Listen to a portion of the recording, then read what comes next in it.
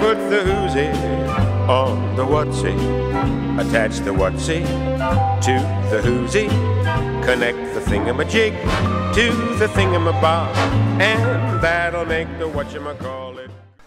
Hello, welcome back to Making Records with Eric Valentine. I'm still that guy. So today, as you may have seen from the title, we're going to talk about studio documentation and organization. A couple people have asked about that. I've glossed over it occasionally in some of these other episodes. So this will be the thorough run-through of all the various parts of documenting and organizing making a record. So, you know, this episode, there's not really going to be anything to hear. So if you come here to check out engineering techniques, then you may want to, you know, skip this one. It's mostly just going to be me talking. There'll be some interesting stuff to look at, I hope. And I'm gonna go back to the very beginning of how I used to do this. I thought that might be kind of interesting. You know, I started very early making records when I was a teenager. You know, the first records that I recorded was when I was a teenager, and so. Not uncoincidentally, I approached the organization much the way I did going to high school. And so I used, you know, basically a high school binder with little separators and tabs and stuff to organize sessions. And so that's really how I initially did it. And I still have some of those binders. The method was for me, I kept the same actual binder. And when I was done with a project, I would take the contents out of it all as one big chunk and put it in a file folder and keep it in a file cabinet if I ever needed to go back to it. And so I still have a bunch of that stuff. I try to save everything, you know, just in case that, you know, any audio file, any piece of, you know, recording tape, any piece of paper that was written on, anything. I try and save everything. You know, I'm sure some of it has gotten lost along the way, but some of it's still around. So I actually have my original organizational binder for the T-Ride record. And so we may start there. I joined that band when I was 16 years old and ultimately made a record when I was, you know, 19, 20 years old. And so here is that binder. It's been through kind of a lot. And you can still see the little separator tabs here for the different song titles. I'm not sure what Back Home was. And I had a section for, you know, sketches and ideas that we were working on. And then here's some song titles here. So here's for the song Ride, You and Your Friend, I Hunger, Luxury Cruiser, Hit Squad, Bad Girls, Fired Up, Heroes. So all that stuff is in here. And, you know, I'm going to do an episode about T-Ride stuff, and we'll go into this in more detail. But, you know, typically there would be some sort of to-do list. Okay, yeah, so here's a list of stuff to bring for shooting a music video. And make the studio less of a dump list.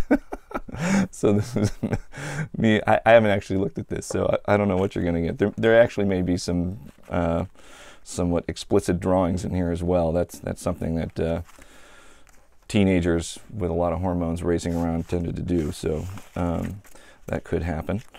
Let's see. Okay, so there's sketches. Let me see what else we got here.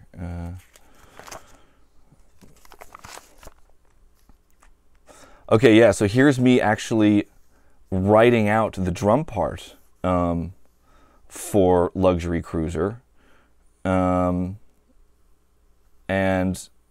where I had to sing. I had to learn how to sing and play the drum parts at the same time when ultimately we were playing the song live. So some of this stuff seems like it was later on.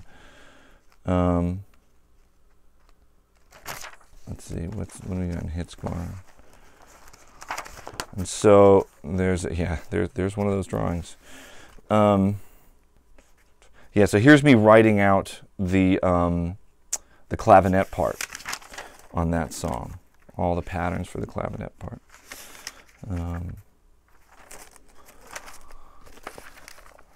So that was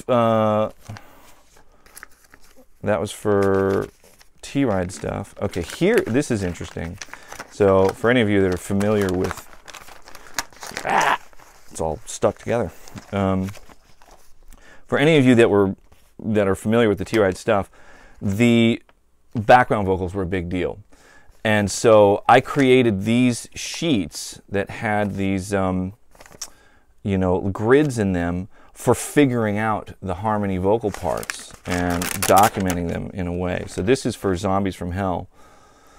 And so I would write out each syllable. So here's cruise control, whoa, whoa, whoa.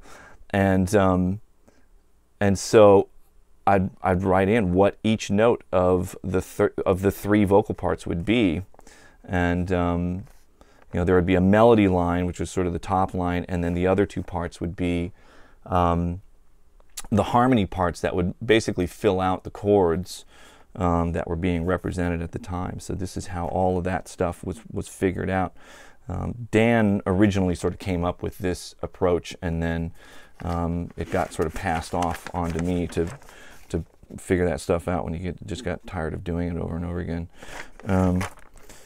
And there's some pictures floating around here. This is old.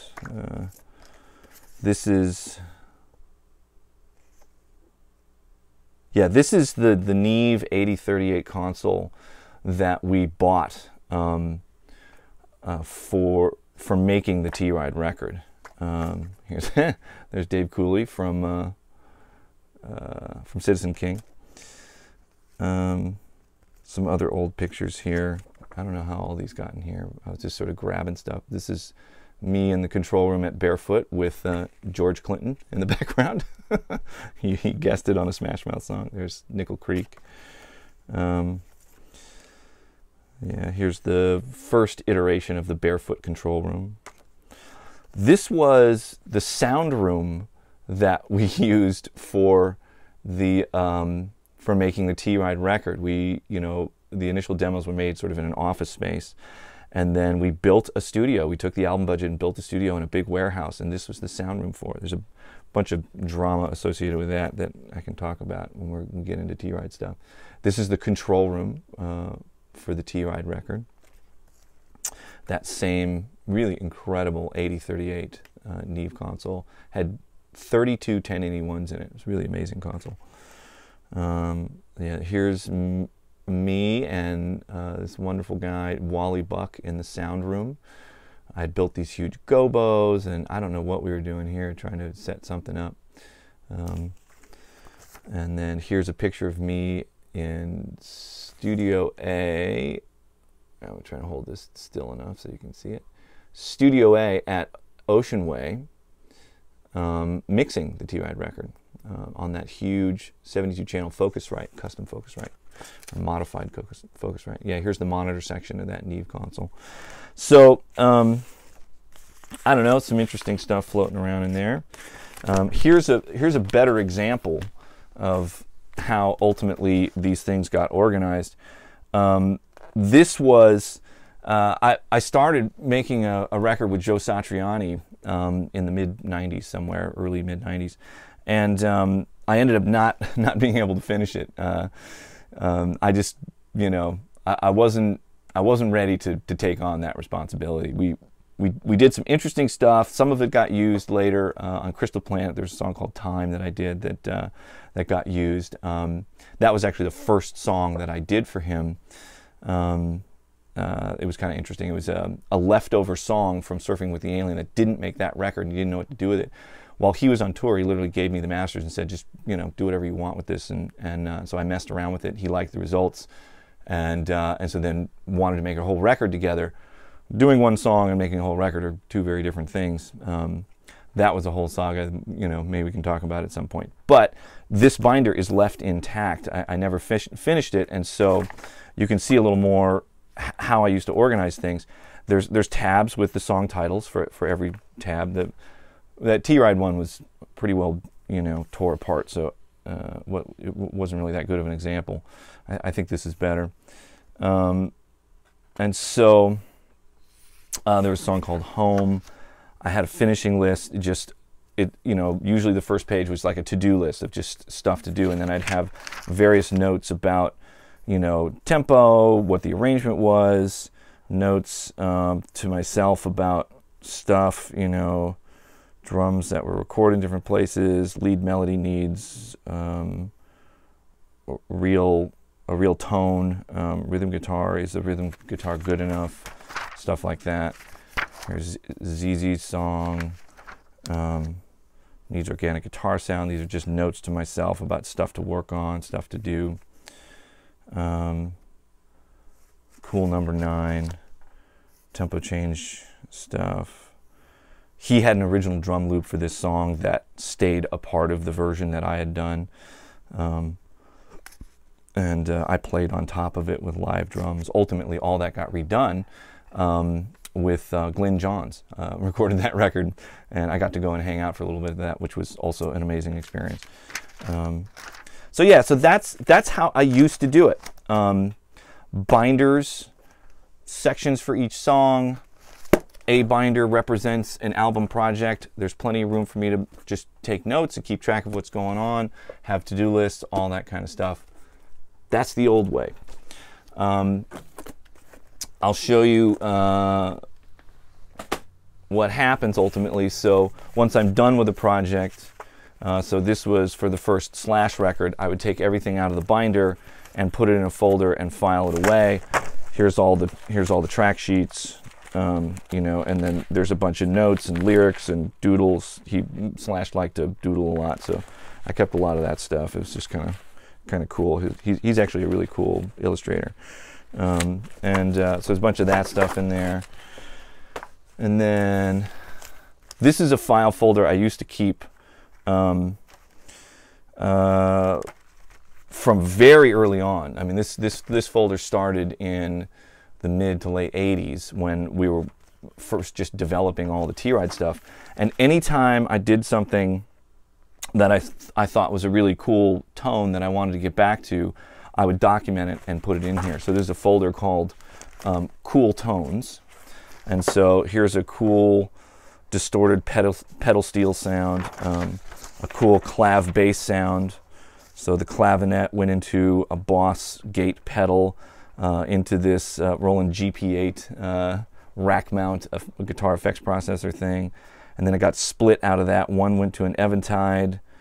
There was a clav harm patch that I had programmed in there. A TLA, Summit Audio TLA 100, goes into an Aphex gate and then into the tape machine. The other side went to a Marshall with a U87 on it.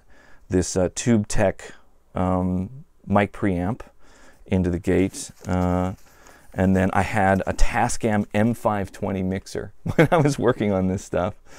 And so these are the EQ settings for the amp sound and the DI sound. And then this is where the switches were set on the clavinet. So I'd be able to get back to that. Oh, and then in here, this is an Electro-Harmonix bass microsynthesizer, and where all the little sliders were set. So it's stuff like that. Here's the I Hunger Marshall guitar sound. Guitar tone for Shit Squad, affectionately called Shit Squad. But yeah, so this is actually the sound that was used on that song, on the final album version. And so yeah, a bunch of stuff like that in there. If I get into doing a bunch of T-Ride stuff, I'll definitely pull these out and we can go over those in detail. Check those out. Let's see, what else we got here? Here's a Good Charlotte album. I think, yeah, this is the Hopeless record. So, yeah, so it's Loser Anthem, Wondering, Wyatt Girl, Hold On, all that kind of stuff. So here's the track sheet for it. The arrangement, me taking notes on a rough mix that I did of Josh Freeze's drum track on there. Stuff. This is just like a to-do list, stuff to remember. Okay, for some reason I needed a pitch offset on this. I was doing pitch offsets to try and get all the pitch to line up correctly on the tape machine. So there's things to edit, things to comp. So yeah, so all that kind of stuff. So I oh good Lord. All right, we'll clean that up later.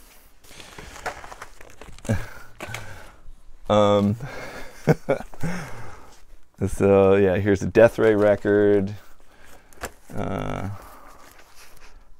Oh, here's a bunch of the T-Ride stuff. Okay, so this is, yeah, track sheets. Yeah, little cherry Pop-Tart graphic there. Sorry about that. Yeah, so a bunch more notes for the T-Ride album. Yeah, so there'll be a bunch of stuff in there about what to finish. There's Death Ray, and here's the Queens of the Stone Age record. Here's all the track sheets. Yeah, so there's Song for the Deaf, No One Knows, drum rough notes. So these are the notes that I took for how the stereo reference drum mix was done. Yeah, so we can get into a bunch of this stuff. Yeah, there's tons of information in here when I do a Queens of the Stone Age song. That's coming soon. All right. So that's how I used to do it. It was all analog, you could say, paper pencil. And so then, you know, as computer documentation got better, I switched over at a certain point, and I have to say, vastly prefer it. There are things about it that have been just a huge step forward for me, just being able to keep track of everything. So I made a folder here that I'm going to share with everybody. This is going to be a public folder. So, you know, you guys can grab this stuff, and if it's useful for you at all, you know, have at it. I will ask that if you're, you know, some of these are Google Docs, and so if you're gonna use it for yourself, make sure you make a copy of it for the one that you change, so you don't alter the one that's in here for other people that might want to grab it. Try and leave these ones intact, or they may not. They may get changed to the point where they're not useful. Let's see. I can go back to the track sheets that you're seeing in these folders that I used to print out are in here. So these are track sheets that I designed in just Microsoft Word. And so for anybody that's still working on analog tape, these are available. You can grab them and you know, just change the title in there and turn them into whatever you want. I had a 40-track version because I typically like to record. The first pass of recording was on a 16-track 2-inch machine, an Ampex MM1200, and then I'd make a slave reel that was on a 24-track. So that was the 40-track track sheet. You'd have both of your reels right there. There's also a 48-track version. So here it is with two 24-track masters.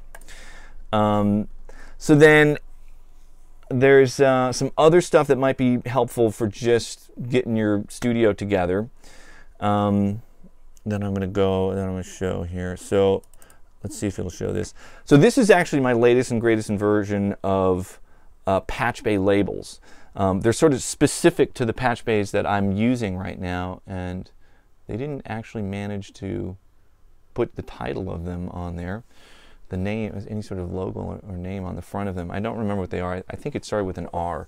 Yeah, I'll figure that out and post it somehow. But it's a pretty standard layout for the jacks, and you could probably, you know, scale these to fit whatever you want. But this is, you know, I make my own patch bay labels and print them out in the computer. It's just a lot easier for me to get it so it's, you know, I can have very small type that's very legible. If I try and do it by hand, it's a mess. My handwriting kind of sucks. So so that's in there. You're welcome to use it. It's actually an Adobe Illustrator file. So if you have access to that software, you can take it and tweak it and use it for whatever you want. There's for anybody that's using the Aviom headphone units, I made a little template for labeling those. This may not come up exactly right. Yeah, it's a little grumpy about this because it's not. This is a Word doc, but you get the basic idea. This is sort of like the generic standard layout for my Aviom headphones. I have the overall mix that I'm listening to in the control room while we're tracking. So if people want to hear that, they can just listen to that, and then just add a little bit extra of whatever their thing is. So there's stereo drums, mono bass. I have a miscellaneous thing here, which sometimes is either like an extra guitar or percussion or something like that. 2 guitar inputs, so you can have 2 guitar players going, they can pan themselves around and stuff. Stereo keys, a couple of vocals, vocal effects, so I can have some reverb available for the singer that they can turn up and down for their own enjoyment. I usually keep things dry in the control room. I just want to hear the performance and not hear a bunch of stuff on there. And then there's a channel for the click track, and then a channel for my voice talking back to them, the talkback volume. So you can grab that if you use Aviom stuff and print it out. Let's see, what else we have in here? Okay, so I'm gonna try and go in order how this stuff works. So typically on a project, it starts with me meeting the band, and then they'll send me a bunch of demos, and I have to sift through all of the demos and try and figure out what songs I really want to go after, and sort of categorize them in a way that gets everybody on the same page. So like, this is what we're doing. So I have an example of that for the Death from Above record, and so you can see my notes in here, my comments about the songs, their demos, and you can see how I categorize things. And so I'm usually pretty careful about the language that I use when I'm referring to somebody's art. And so, you know, I try to, you know, so like the most severe category I would have for something is that we'll skip this one for this record. But I would never say, I don't think this is a good song, because nobody should ever hear that. I just don't think anybody should hear that about their art. And so this is how I categorize the songs. The ones that for sure, like I know 100%, even just hearing this demo, this has to be on this record. And ironically and kind of hilariously, this song didn't make the record. That's super funny. I didn't know that, but I was real sure about this one early on, and we recorded it, and at the end of the process we were like, you know what, this one's just not up to it. So I have the for sure category, and then I have the pursue category. So I think these songs will want to be on the record. We should definitely pursue them, but they have to sort of prove themselves. There's things about them that need to be fixed in order for them to really earn their spot on the record. So there's the pursues, which are like, I definitely want to go after that song. And then I have a maybe category where I'm not sure about this one. Maybe it could work on the record, maybe it won't, but it's a little further away for me. And then the skip category that I just mentioned. And so, you know, you can see my comments about it. And Sebastian and I actually talked about this, that when I sent this to him, he felt like, wow, this guy's actually really listening and really gives a shit about our songs and is paying attention. I think it's a really respectful, important thing to do when you're starting a working relationship with an artist. really fucking listen and, you know, put a lot of thought into something that they've given to you. I don't know how much time he's spent or thought or care he's put into these demos and these songs. He could have put, they could have put a lot of effort into these, and to just be like, whatever, or not listen to it at all, or which one was that? I don't know, is just, I think, really disrespectful. So, this is an important part of the process to me, and this is how I sort of organize all of that and present it to the artist. So there's that. I do a lot of organization, so especially now, and so I have like a graphic layout of the studio. I have wonderful, amazing assistants that help me get stuff set up. The Gwen Stefani Christmas record was a massive tracking setup. I used every single one of the 60 channels on the Undertone console in order to pull off the tracking. We had 6 people all playing live in the room at the same time. We're going for sort of like a Phil Spector wall of sound kind of vibe for the record. And so this is the graphic layout that I have, that I use. So you can see I had Greg Camp's guitar amp set up in the lounge, which is a cool sort of ambient space. I had this hallway, which is also a reverby space, where there was percussion and a second drum kit. On some songs we actually had 2 drum kits going. And so let's see if I can actually zoom in on this with this view here. Oh, here we go. Yeah, and so you can see the mics that I want to have out there, and so the assistants can just have those on stands in the room, and then I'll place them. 4 channels of mic pre's. John Story, an amazing guitar player, he played guitar on this record. He did acoustic stuff and electric stuff. So we had a couple amps out there. These are the mics that I wanted to have around.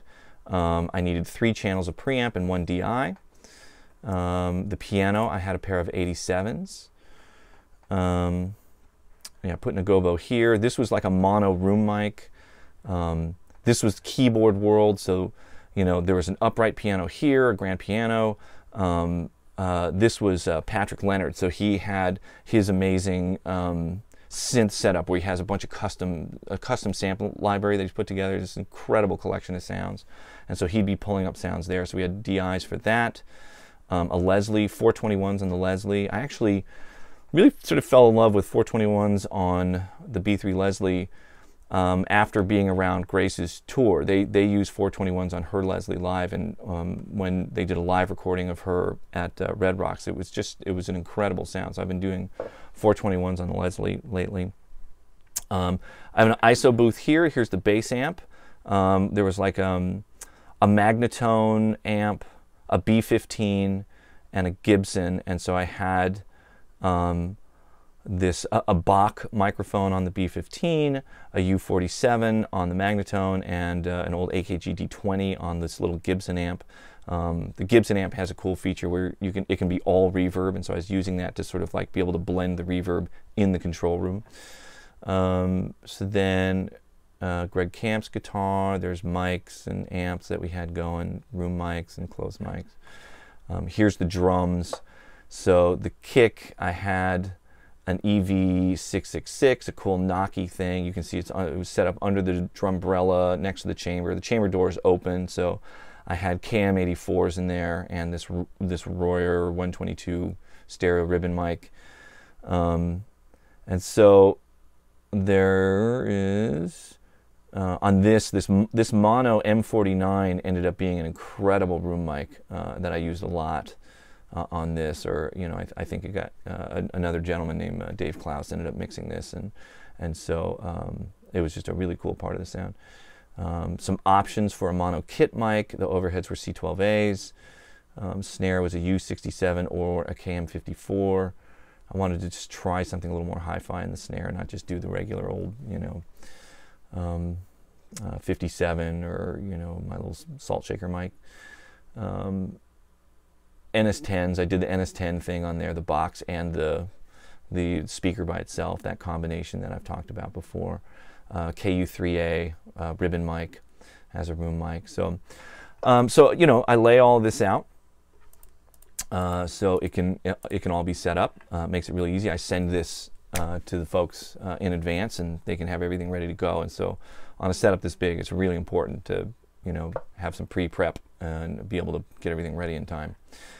Okay, so that's that. And then, so then here is a console setup. And so this was me really just trying to figure out, like, how am I going to fit all of this on the console and get it to the inputs on the computer. This one, there was so much going on, there were so many tracks that we ended up skipping analog tape on this, so this is all just direct into the computer. And so let's see here. We'll zoom in a little bit so I can actually see what this is. And so, yeah, these are the different sections of the console, the first 12 channels, the second 12 channels. And so it goes like this. This is what the source is. And so every single microphone is labeled with a source. And then here's what the microphone is. And then this is what the preamp is. And so I had a bunch of old tube.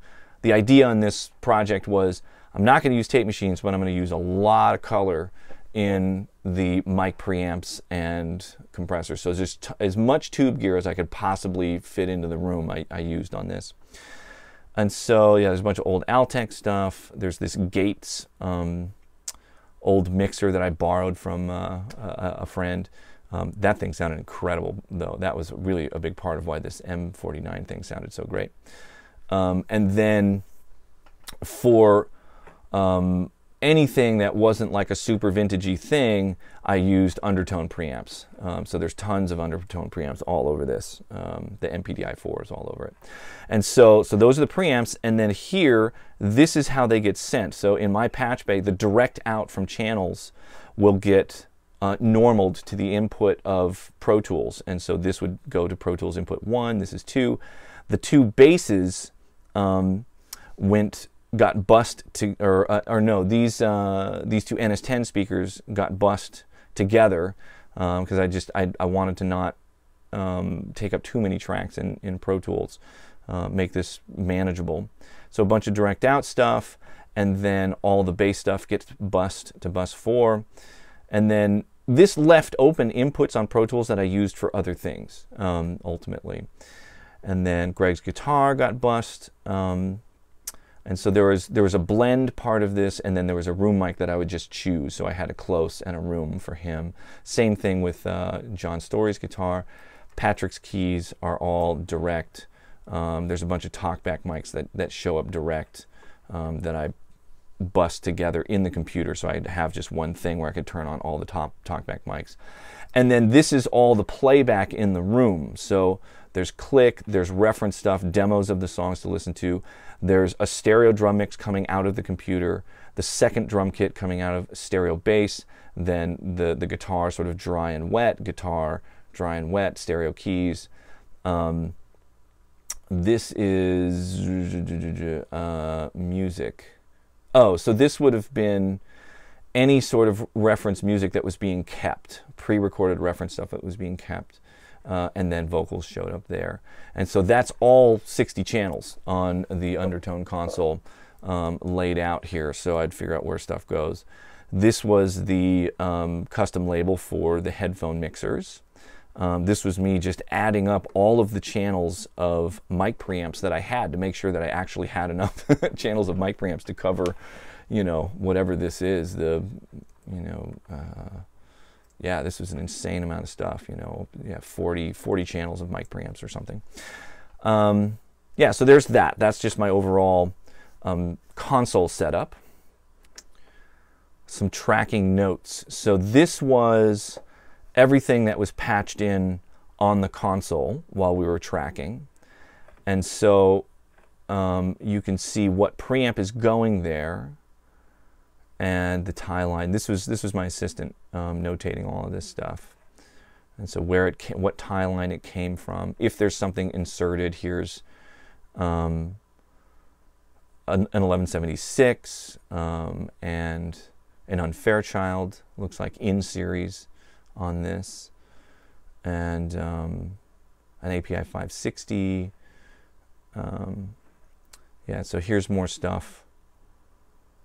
Oh, I see. We're just using the tie line that used to be for an API 560. That makes more sense. Here's more unfairchilds, more 11.6, gate stay level.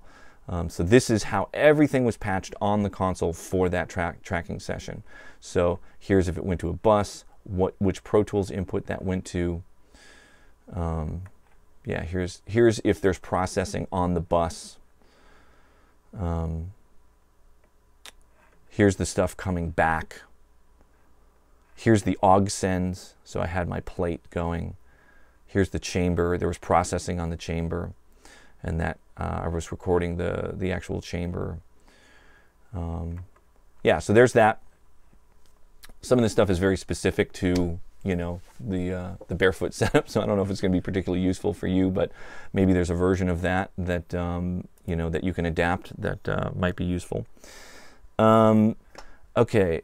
Here's another really good one. This is another one of the more evolved versions of the tracking setup. So this is me letting assistants know what to patch in where. And so just another version of that.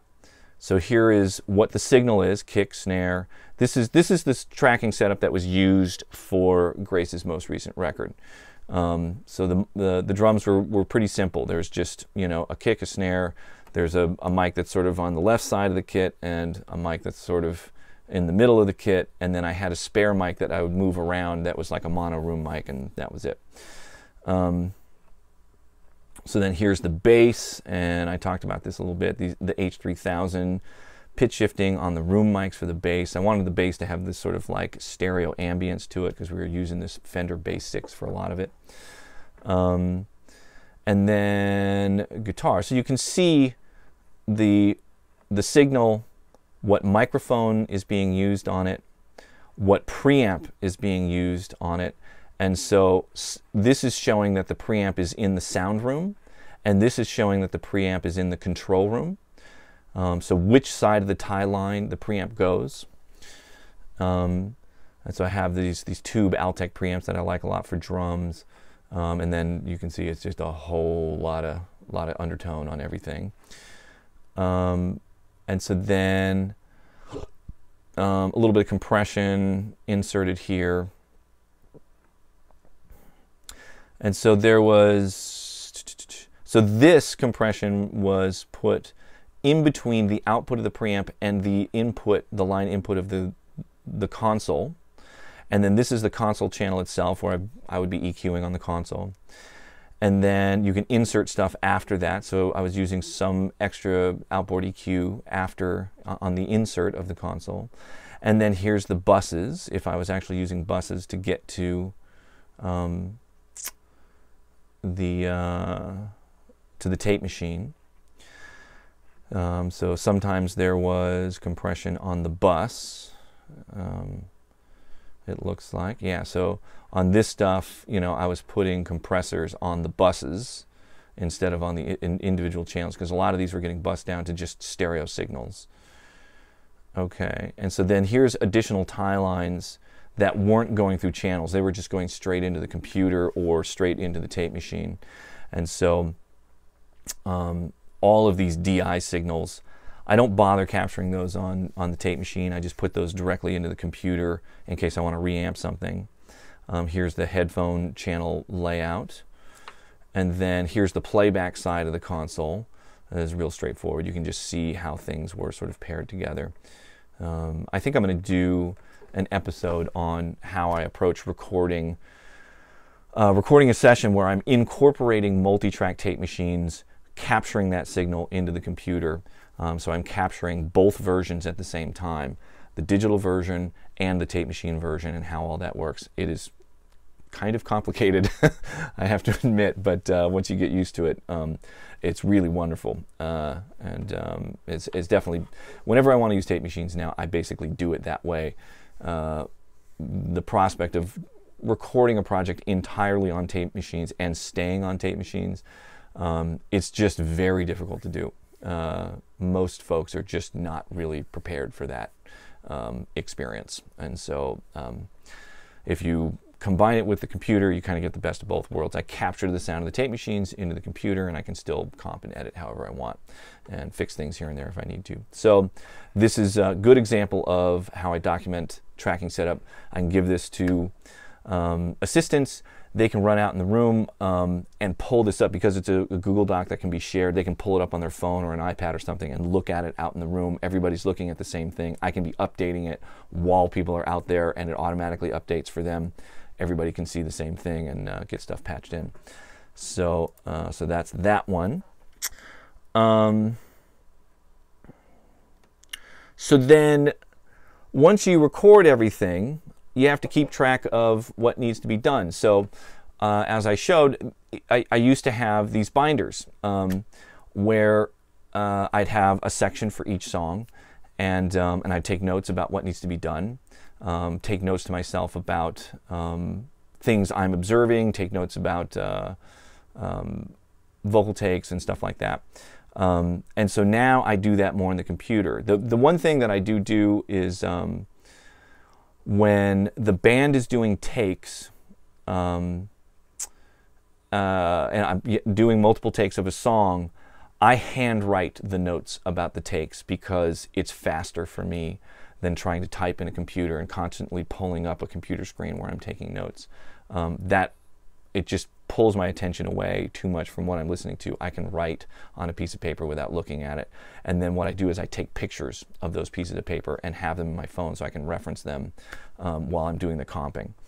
So I don't have pictures of that right now. I actually forgot about that when I was preparing for this. I'm just sort of realizing that now. But what I really wanted to get to is the way I do the to-do now. So this is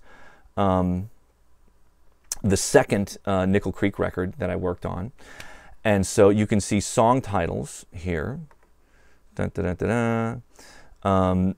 And just a list of things that need to be done. You know, and a lot of this will come from either somebody in the band says at some point, oh, I really want to do this like mandolin choir effect on a song, or I want to overdub this, or whatever. I just write it down, or we'll be just talking about stuff, or I'll suggest things and I'll put it in the list of like, this is stuff that we need to do. Some of it is a little more utilitarian where it's like, I'm just taking notes about, I need to comp, you know, a particular thing or whatever to just get it done. And so it's all of that stuff is combined. The way I like to do it is the song, and so you can categorize this by any one of these columns, and so that I find really, really helpful. So I'm not trying to dig through a bunch of pages to find the information that I need to know. So if we have a particular song up and I want to know all of the things that need to be done on that song, I can organize this entire sheet by this column, and so it will sort it by the song. If I want to know all of the harmony vocal stuff that need to be done, I can sort it by this column, and then I'll see these are all the harmony vocals that need to be done, and we can jump around to the different songs and just do all the harmony vocals on the different songs. And so then I list the person that needs to be present or needs to perform whatever needs to get done. So if I have a particular person available in the room, I can sort by that, and I'll know like, oh, this is all of Thiele's stuff, you know, this is all of Edgar's stuff, this is all stuff I need to do, this is all of the stuff Sarah needs to do. So if they're in the room and we just want to bang out all their stuff, I can organize it that way and make sure I don't miss anything, instead of like always having to dig through every song and try and find something that has to do with her. And so this is just a description of what it is, and I have columns here for checking off where it is in the process. You know, this final check is the like, it's really actually totally done. So this means it's been performed, this means that it's been comped, and this means that it's really, that I've put the final check on it and it's done. And so and then there'll be additional notes here about what happened with it, what's going on, what the status is on it. So this is how, you know, I organize keeping track of everything that needs to be done on an album project.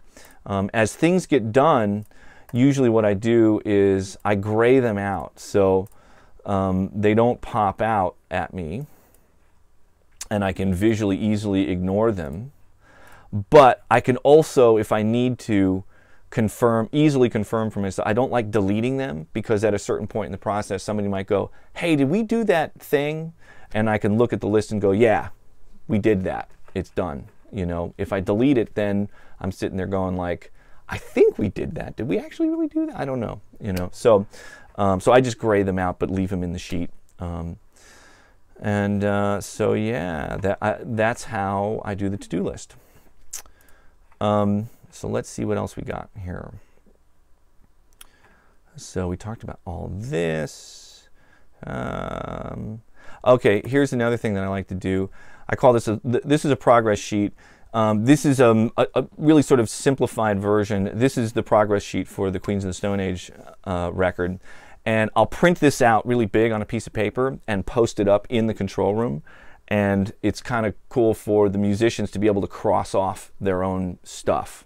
And they can keep track, just a quick visual reference of like how much left they have to do. And so, you know, I just have a category for each instrument, and this slowly gets filled with X's, or probably, you know, pictures of penises and whatever, you know, when you have a rock band in the room.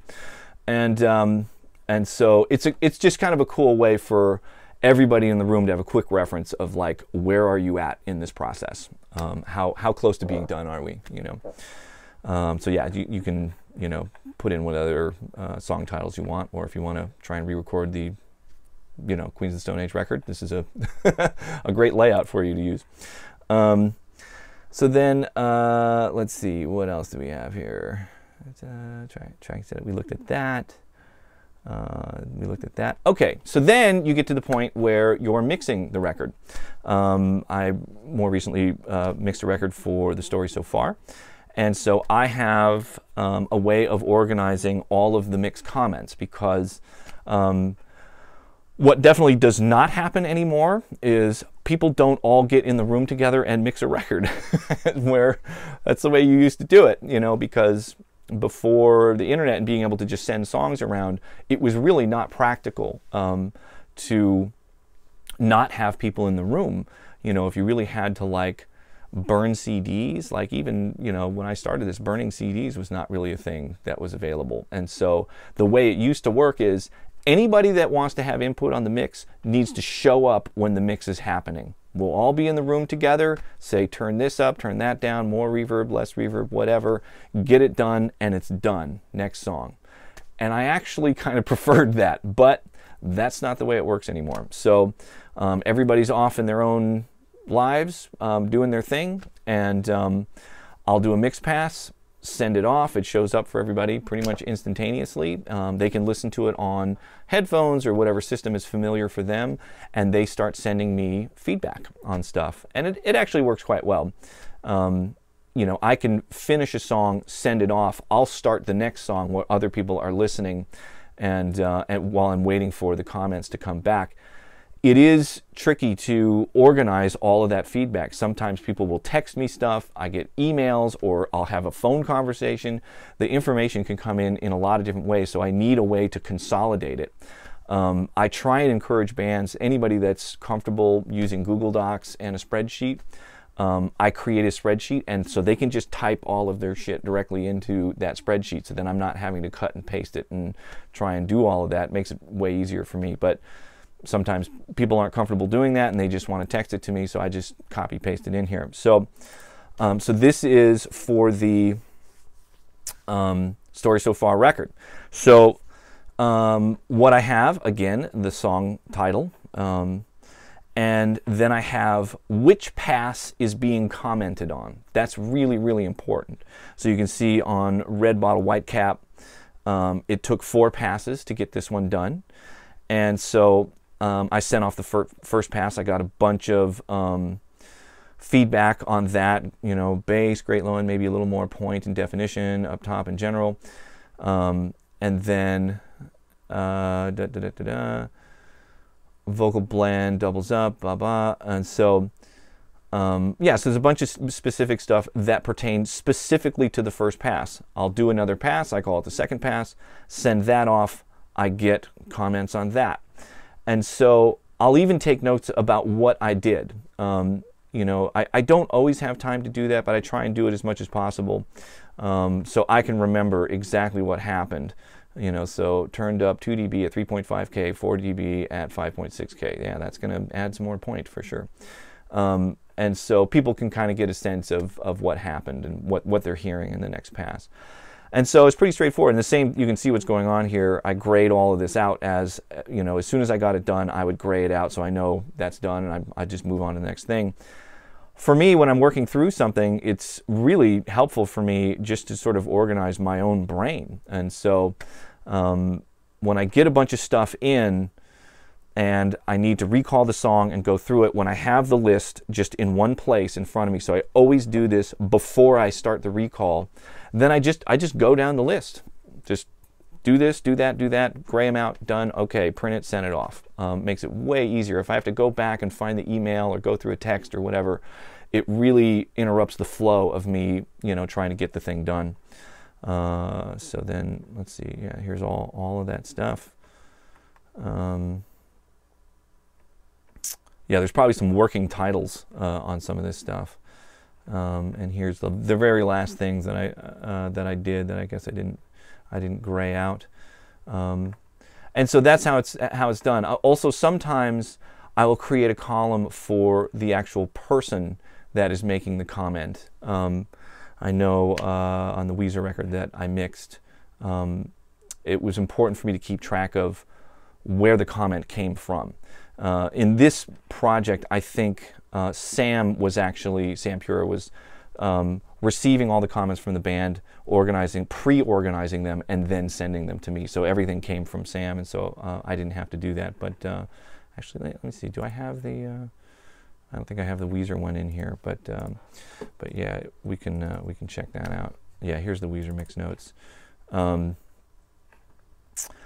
so yeah, I'd take notes like, and I would make my own notes sometimes. I'd listen to it in my car or whatever, and make a couple notes about improve audibility of pre-chorus 200s, turn up echo on hot. So I had a couple of notes of my own, so I know that I made those comments, and then here's Butch Walker making comments, and then Rivers making comments. So there's 3 different people making comments about the mix passes, and so same thing. Here's all the song titles and the version, who made the comment, what the comment was, and then here's what I did to try and fix it. So, so yeah, I think that's everything. So all this stuff is in a folder that I created. This is titled For Public, so I'm going to create a link for that. I'll put it in the description of this video, so you can just copy paste that into your browser, and you can pull this up and you know, and use them if you want. And so I think that's it. There's probably more other stuff out there. There's certainly a lot of ways to approach this, and I'm sure many that are probably smarter and more efficient than mine. This has worked well for me. It's sort of the evolution from a high school binder to my obsession with spreadsheets. I love spreadsheets, use them for everything, for just trying to keep everything organized. Let's see, okay, now there is another thing that I wanted to do. I always forget stuff in this, but this time I have notes. I have cheat notes. Okay, so the next thing that happens after you mix the record and it's all done, I have to deliver this record to the record company. And so I want to show you how I organize everything on a hard drive when I deliver it to the record company.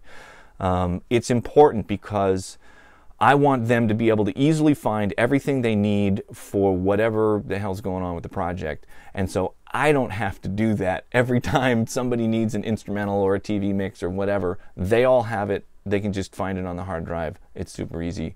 There's usually an initial round where they go like, oh my God, we need the TV mix for such and such song. And I go, it's on your drive. Look in this folder, look there. And once they know how to find stuff, I stop getting the calls, and it's easier for them. They just have it right in front of them. So this is the delivery for Grace Potter's Midnight album. There's some stuff. I was using this drive also once the band went on and started playing live. I had to export specific stems for them. They were using some backing tracks for that round of touring. And so you can see some folders there. But really, this Grace Potter album, Midnight, this folder, this is what's getting delivered to the record company. And so pretty much in all delivery specs from any major labels, they want stem sessions. And so you have to recall the mix and print stems for everything, really extensive stems. It's a total pain in the ass. I really find that request to be quite oppressive. So I have assistants help do it, and I try and make it available for the bands and the label and whatever they might want to use it for. And in some ways it doesn't, you know, when there's very important mix bus compression, you don't get that on every single isolated track. You know, it's not going to sound the same. So at least certainly when I'm mixing on a console, there's not really a way for me to do that. And so, but I do it. They want it. So here's all the stem sessions. I put that in a separate folder. And then here's the B-side songs. So these are songs that were recorded for the record but didn't go on the album. I keep those in a separate place. And so the actual Pro Tools sessions, the stem sessions, and the mixes for those. So then this is all the final mastered stuff. So this album was mastered by Brian Lucy. There was one song that I ended up mastering that I was being really picky about. And so I have one song, it was the song Alive Tonight that I mastered. And so then, so I have all of those files organized in there for anybody who needs them, the different versions. There's instrumentals, there's finals, and then there's the MFIT stuff. And then he does a special mastering for vinyl where he backs off his limiting a little bit. I do the same thing. I'm gonna do an episode about that. And so then here's the Pro Tools sessions. And so the Pro Tools sessions, what I do is it's a special version of the session where I basically delete all unused playlists, all unused audio files. I'll consolidate files together on the screen so there's not a bunch of edits all over the place. So it's really, really simple, and the session is not like a bajillion gigabytes, you know. And so these are 96K 24-bit sessions. They're still pretty large, you know, almost 10 gigabytes. But this song, probably by the time it was done and we had all the different takes of all the things that we tried, it was probably 50 or 60 gigabytes. Just not something you want to have to, you know, send to somebody. I do keep a version of that session for myself. So basically, the hard drive that I was using while I was working on the record, when I'm done with it, I just take that and set it aside untouched. So I can pick that up and start, you know, and open it up exactly as I left it. So I do have that available. So then here's the mixes. So this is all the unmastered mixes. And so I have all the various mix versions in here. So these are all the analog versions that get printed to a 1/2-inch tape machine. And so this is Biggest Fan. This is the final version. There's a vocal up, there's an instrumental, and an acapella. And so all of them will have a bunch of versions. This one had a radio edit, so there's additional versions for that, for Delirious. So these are all the unmastered mixes. There's some stuff in here, some pre-production recall photos. These are just pictures of the setup. See those really quick. Yeah. So this is when we were just trying to figure out the direction for this thing. So there's the drum setup. Pictures of drum. Yeah. So Grace was playing piano. Matt was playing drums. While we were sort of sketching out the songs. So so that's how I organize the hard drive that gets delivered. And I do multiple copies of this. You know, in the grand scheme of things, on an album project like this with the budget that they have, you know, a whatever 500 gigabyte hard drive is not expensive at this point. And so I'll have a copy of this folder on a drive that goes to the label, a drive that goes to their manager, a drive that goes to the artist. I keep a copy of this version, a drive for myself. This is the one that I've pulled up. here, and then I also have the copy of all of these sessions as they were left, you know, unconsolidated as well. So there's like, whatever that is, 5 copies of this album out in the world. There's less chance of it disappearing forever. So that's how I do that. And then the last thing I wanted to get into, because this is something that I just started recently, you know, over the past 20 plus years of making records, I've accumulated a ton of stuff, and everything is on its own hard drive. Some hard drives are really old that only have Firewire 400 connections on the back of them, and so the options for being able to actually open that drive and open those sessions is narrowing dramatically. I still have an old laptop that will turn on that has a Firewire 400 port on it, so I'm taking this opportunity right now to copy everything that I have on a hard drive that I've accumulated over the past 20 plus years and put it in one place on a new drive. So that process is starting here. I'm still probably halfway through it. I'm still going to go through, I have a whole tape vault at Barefoot, and there's hundreds of tapes in there. So I'm going to go through and transfer all of those. So if anything happens to those tapes, there is a current accurate transfer of exactly what was on all of those analog masters. I also don't know how much longer I'll be able to maintain healthy tape machines. They are just old as dirt at this point, and it takes a lot of effort to keep those things working. And so I'm just taking this moment right now to try and transfer all this stuff. I'm actually going to go to Barefoot tomorrow and do some analog transfers for stuff that that we'll you know, dig into on this YouTube stuff. So you can see it here. I sort of debated about if I was going to organize things by what era they are in, like what year they were recorded, or by the artist. Ultimately, I settled on the artist. I think that makes more sense for me. And so, like if I want to go and find a Good Charlotte thing, I know that I will find all things Good Charlotte in this folder, whether it's from the Young and Hopeless record or from the second Chronicles of Life and Death record. Everything Good Charlotte will show up right here. And so, you know, this is all of the sort of significant projects where I did, you know, either, you know, multiple rounds of stuff with it or whatever. And then there I have another folder here for just one-off band projects. So those get grouped together where it's like I just did one song, I didn't do a whole album or whatever. So there's a bunch of stuff in here, you know, whatever stuff in there. So yeah, so this is how I'm doing. Here's the Taking Back Sunday records, and I'm probably only about halfway through the project, archiving everything. You know, ultimately anything that has analog masters, I will put those in these folders as well. I still have all the multi-track masters for Nickel Creek and all the Death Ray stuff, All American Rejects. Like I hold on to those analog masters, and I just deliver hard drives to the record companies. I just don't trust them to keep the analog masters.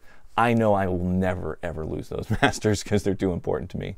You know, for them, and I don't know if all of you heard about it, but Universal had a huge fire. Hundreds, thousands of master tapes were lost in those fires. So, so I'm glad I hung on to some of this stuff. I actually still have the master tape for the song All Star, so that did not get lost in that fire. They're still trying to figure out what Smash Mouth stuff got lost in that fire. Walking in the Sun may be gone for good. That master may be gone. So, so yeah, that's kind of the whole thing, from starting the project to setting up to record it, to mixing it, organizing a to-do list, delivering it to the record company, and now I'm in a place where I'm trying to just archive and organize all of the stuff that I've recorded over the last, you know, 2 or 3 decades. I have these plastic bins just filled with hard drives from all different eras. I have 2 or 3 of them just filled with hard drives, and now they're all going to get consolidated onto 3 or 4 hard drives. So the entire history of my recordings will be on, you know, in a space about that big. Be kind of cool. So there you go. Archiving, organizing, documenting. I hope that's helpful for you. You can dig around with these documents and see if they're useful for you. And I will see you next time. All right, bye.